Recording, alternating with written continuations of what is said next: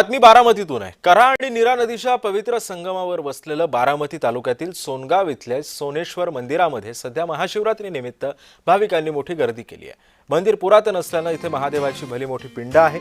मंदिर आणि याच मंदिराला 3 द्वार सुद्धा आहेत, त्यामुळे सूर्याचं दर्शन होऊन सूर्याची किरणं ही पिंडीवरती पडत असतात। त्यामुळे हे मंदिर फारच प्रसिद्ध आहे। या ठिकाणी राज्यभरातून शिवाभिषेक करण्यासाठी आणि दर्शन घेण्यासाठी शिवभक्तांना आलेल्या रांगेमध्येच त्यांना खिचडी आणि पाण्याची सोय सुद्धा ग्रामस्थ आणि देवस्थान यांच्या वतीने करण्यात आली आहे।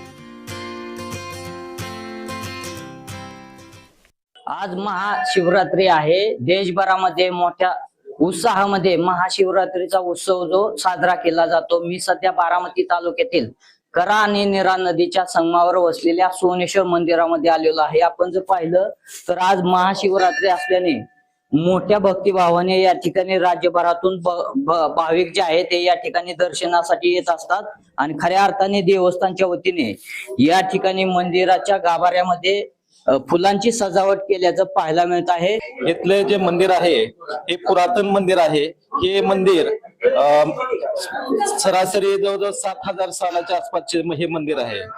तरी इथे जे भाविक लोक येतात ते मनोभावे इथे दर्शन करून आपल्या आपल्या घरी प्रसाद हे घेऊन आपापल्या मार्गी जातात।